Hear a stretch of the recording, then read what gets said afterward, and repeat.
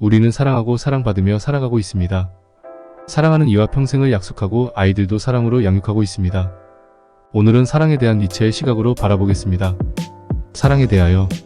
사랑이라는 것은 젊고 아름다운 사람을 사랑하여 손에 넣고자 하거나 훌륭한 사람을 어떻게든 자신의 것으로 만들어 그 영향력 아래에 두려고 하는 것이 아니다.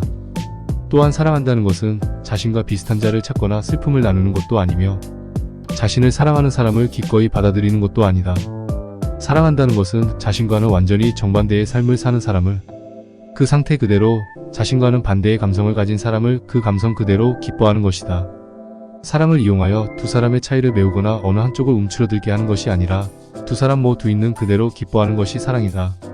사랑의 병에는 사랑에 관한 여러가지 문제들로 고민한다면 단 하나의 확실한 치료법이 있다.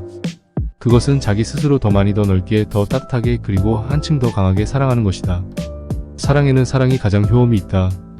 사랑을 배워간다.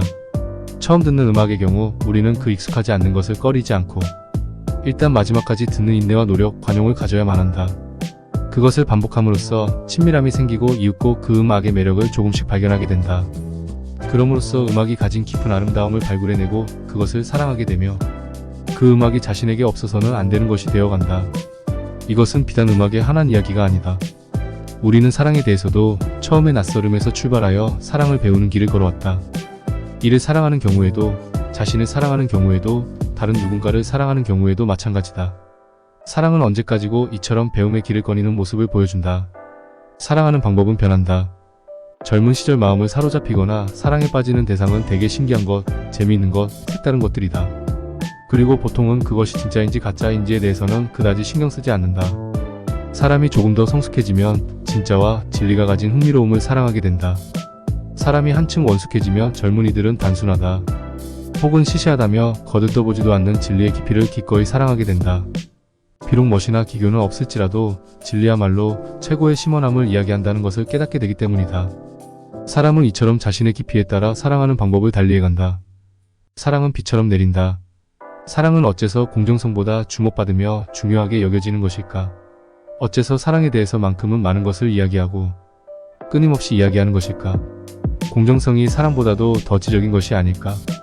사랑은 공정성보다도 훨씬 어리석은 것이 아닐까? 사실 사랑이 그런 어리석은 것이기에 모든 사람에게 기분 좋은 것이다. 사랑은 영원한 꽃다발을 들고 구매할 만큼 아낌없이 사랑하지 않고는 견딜 수 없는 것이다. 그 상대가 누구든 사랑할 가치가 없는 자일지라도, 불공정한 인간일지라도, 사랑을 주어도 절대 감사 따윈 하지 않을 사람일지라도, 비는 선인의 위에도 악인의 위에도 차별하지 않고 내린다. 사랑도 그와 같아서 상대를 선택하지 않고 온몸을 적시고 만다. 새롭게 무엇인가를 시작하는 요령, 공부나 교재, 일이나 취미, 독서 등 무엇인가 새로운 일에 맞닥뜨렸을 경우에 현명한 대처 요령은 가장 넓은 사랑을 가지고 맞서는 것이다. 꺼리는 면 마음에 들지 않는 점 오해. 시시한 부분을 보아도 즉시 잊어버리겠다는 마음가짐으로 그 모든 것을 전면적으로 받아들이며 전체의 마지막에 이르기까지 잠자코 지켜본다. 그럼으로써 드디어 거기에 무엇이 있는지, 무엇이 그것의 심장인지 확연히 들여다볼 수 있다. 좋다 혹은 싫다와 같은 감정이나 기분에 치우쳐 도중에 내팽개치지 않고 마지막까지 넓은 사랑을 갖는 것. 이것이 무언가를 진정으로 알고자 할 때 요령이다. 사랑이 효력을 발휘하는 곳. 선악의 피한. 그곳은 선악의 판단이나 도덕을 완전히 초월한 곳이다. 사랑으로 명하는 모든 행위는 그곳에서 일어난다.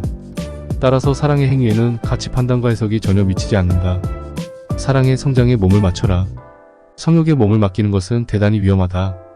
본래 진정한 운명이어야 할 사랑은 잊어버리고 오로지 성욕만이 두 사람의 굴레가 되어버리기 때문이다. 사랑이라는 것은 조금씩 성장해 가는 것이다. 무엇보다 성욕을 먼저 뛰어넘지 않으면 안 된다. 사랑의 발달에 한 걸음 뒤로 성욕이 동반되는 정도가 적당하다. 그럼으로써 상대도 자신도 깊은 사랑을 육체와 함께 느낄 수 있다. 그것은 마음과 육체 모두가 동시에 행복해지는 길이기도 하다. 영원히 사랑할 수 있는가?